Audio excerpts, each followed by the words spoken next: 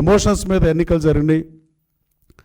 ఎక్కడెక్కడో ఉన్న వాళ్ళందరూ 2-3 లక్షల రూపాయలు ఖర్చు పెట్టి టికెట్లు కొనుక్కుని ఓటేసిన పరిస్థితులు ఈ రాష్ట్రంలో గతంలో ఎప్పుడూ లేవు. వాళ్ళు తెలుగుదేశం పార్టీ కూడా గతంలో ఏదో కొద్దిమంది వచ్చి ఓటేసేవాళ్ళు, కానీ విదేశాల నుంచి మొన్న ఏ దేశంలో ఉన్న వాళ్ళందరూ ఇక్కడికి వచ్చి వైసీపీకి 11 సీట్లు పరిమితం చేసిన మాట వాస్తవం.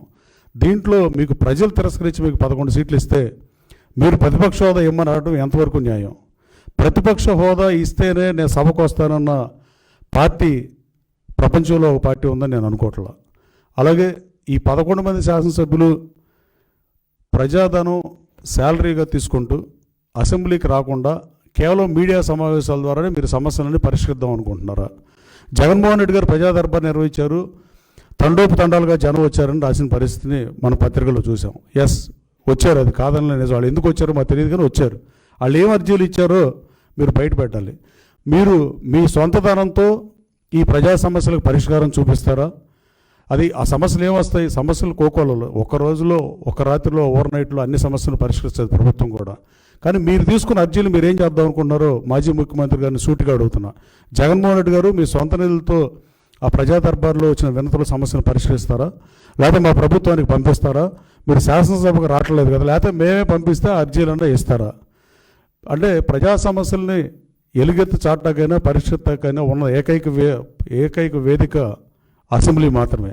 కానీ ఆ అసెంబ్లీకి రానని అలగటం పరాకాష్ఠగా నేను భావిస్తున్నా. ప్రతిపక్ష హోదా లేదని అసెంబ్లీకి రాని మీరు మిగతా 10 మంది శాసనసభ్యులు వాళ్ళు కూడా బాధపడే పరిస్థితి. అసలు ఈ అసెంబ్లీని మనం చూస్తామా, ఊరినే ఎలక్ట్ అయ్యి ఒక్కసారి కూడా సభకు వెళ్లకుండా రిటైర్ అయిపోతామా అనే పరిస్థితి రాష్ట్రంలో ఉన్నాయి. అలాగే అసెంబ్లీలో ప్రతిపక్ష హోదా లేదని రాని మీరు లోక్సభలో 4 ఎంపీలు ఉంటే లోక్సభకి ఎందుకు వెళ్తున్నారు? లోక్సభలో మీకు ఏమైనా ప్రతిపక్ష హోదా ఉందా?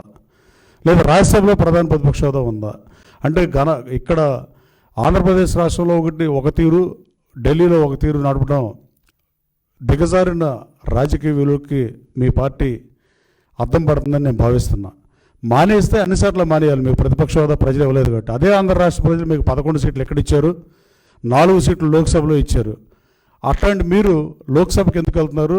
ఆంధ్రప్రదేశ్ అసెంబ్లీకి ఎందుకు రావట్లా? అలాగే నేను చెప్పినట్టు డిబేట్కి ఫస్ట్ 6 నెలలు ప్రభుత్వం ఏర్పడిన తర్వాత ఆ రోజున మీ ప్రభుత్వం ఏర్పడినప్పుడున్న ఆర్థిక పరిస్థితి ఏంటి, ఇవాళ ఆర్థిక పరిస్థితిని ఖజానాని మీరు ఎలా చెప్పారు? 45 సంవత్సరాల నుంచి రాజకీయాల్లో ఉన్న ముఖ్యమంత్రికి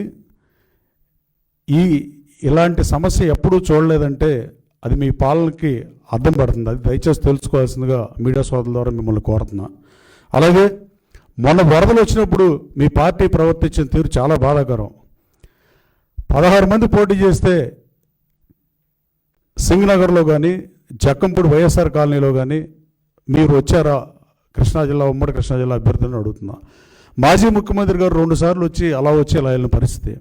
మీరు వర్క్ ఫ్రమ్ హోమ్ పనిచేసిన మాట వాస్తవం కాదని అడుగుతున్నా. సెక్రటేరియట్కి మీరు ఎన్నిసార్లు వచ్చారని అడుగుతున్నా మీ పరిపాలన 1825 రోజుల్లో. అలాగే వర్క్ ఫ్రమ్ ఫామ్ హౌస్ ముఖ్యమంత్రులు కూడా చూసాం.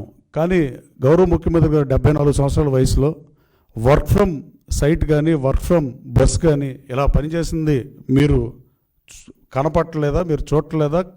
లేదా కనపడినా చూడనట్టు నటిస్తున్నారా?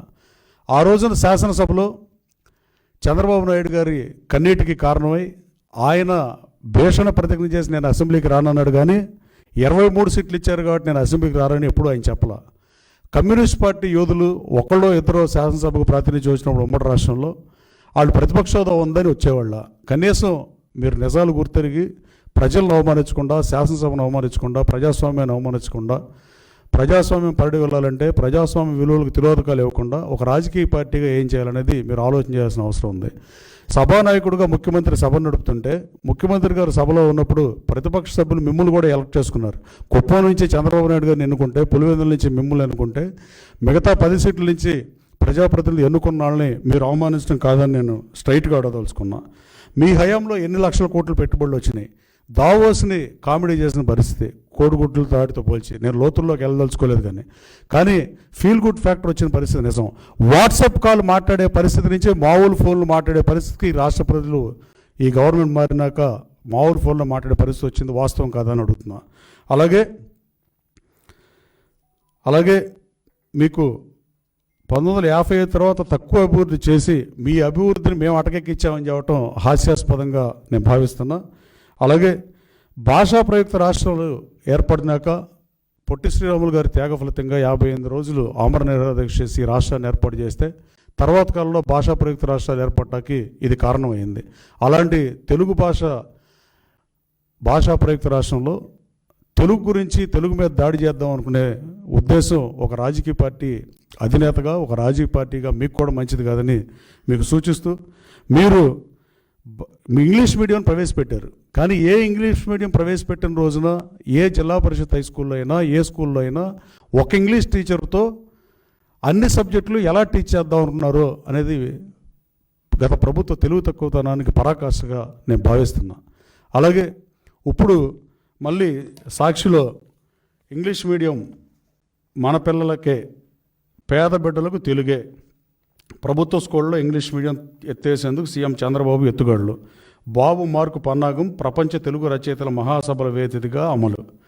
ప్రపంచ తెలుగు రచయితల మహాసభల వేదికలో తెలుగు గురించి మాట్లాడతారు. అలాగే తెలుగుని ఎన్టీ రామారావు తెలుగును స్పృశించి తెలంగాణ, ఆంధ్ర, రాయలసీమల్లో ఆ రోజు అధికారంలోకి వచ్చిన పరిస్థితి. భాషా ప్రయుక్త రాష్ట్రాల్లో మా తెలుగు తల్లికి మల్లెపూదండ అనే రాష్ట్ర గీతాన్ని శంకరాబాడి సుందరాచార్య గారు రాశారు. దాన్ని ప్రాచుర్యం కల్పించింది ఎన్టీ రామారావు గారు. కృష్ణదేవరాయలు తెలుగుదనేల దేశంపు తెలుగుది ఎన్టీ రామారావు గారు వల్లే జనబాహుల్యంలో ప్రచారంలోకి వచ్చింది. తెలుగుదేశం పార్టీకి కూడా మన దేశం సినిమాతో మొదలుపెట్టి నా దేశం సినిమాతో సినిమాలు ఆపేసి ఈ పార్టీ పెట్టినప్పుడు ఆయన తెలుగుదేశం పార్టీ అని పెట్టిన పరిస్థితి. తెలుగు మీద తెలుగుదేశం పార్టీ స్పష్టమైన వైఖరి ఆ రోజు ఉంది, ఈ రోజు ఉంది, ఎప్పటికీ ఇలాగ ఉంటుంది. భాషా ప్రయుక్త రాష్ట్రం మాతృభాష ఉండాల్సిందనేది తెలుగుదేశం పార్టీ, ఎన్డీఏ ప్రభుత్వం అభిమతం. దీంట్లో రెండో ప్రశ్నకు ఆస్కారంగానే అవకాశంగానే లేదు.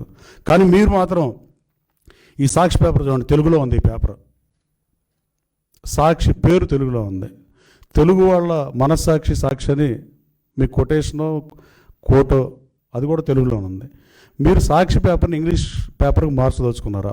సాక్షి టీవీని కానీ విట్నెస్ అని పేరు మారుతారా సాక్షిని? అంటే ఏది పడితే అది మాట్లాడటం బాధాకరం.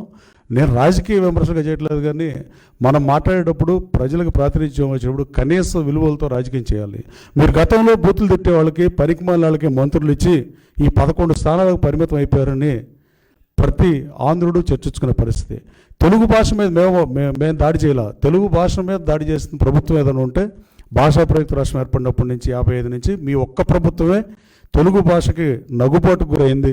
తెలుగు భాషని వేరే పదాలు మాట్లాడటం, వేరే బూతులు తిట్టడం, తెలుగు భాషని తెలుగు బూతులు మాట్లాడే పరిస్థితి తీసుకొచ్చిందంతా గత వైసీపీ ప్రభుత్వం కాదా అని కనీసం వైసీపీ కార్యకర్తలు కూడా ఒప్పుకునే నిజం ఇది. అలాగే జక్కంపూడి వైఎస్ఆర్ కాలనీలో కానీ, సింగనగర్లో కానీ వైసీపీకి ఎక్కువ ఓట్లు ఉన్న ప్రాంతం. అక్కడ ప్రజల ఇబ్బందులు ఉంటే ఆళ్ళ గాలికి వదిలేసిన పరిస్థితి. చంద్రబాబు నాయుడు గారు వీళ్ళు వైసీపీకి ఫేవర్గా ఉండేవాళ్ళని వీళ్ళకి సర్వీస్ చేయొద్దని ఆయన రాలి అర్ధరాత్రి వరకు అక్కడే ఉండి పనిచేసి బట్టి 11 రోజులు కలెక్టరేట్లో ఉన్న పరిస్థితి. అలాగే ఈ తెలుగు మీద ఇలాంటి పరిస్థితులు ఇవాళ ప్రపంచ తెలుగు మహాసభలు కూడా ఇవాళ వరల్డ్ తెలుగు ఫెడరేషన్ ఆధ్వర్యంలో ఎవ్రీ 2 years జరిగేది. ఇందిరాదత్ గారు కేసీపీ, నేను ఆ స్కూల్లో చదివా. ఆ సభల మీద విమర్శించే స్థితికి మీరు దిగజారొద్దని మీకు సూచన చేస్తూ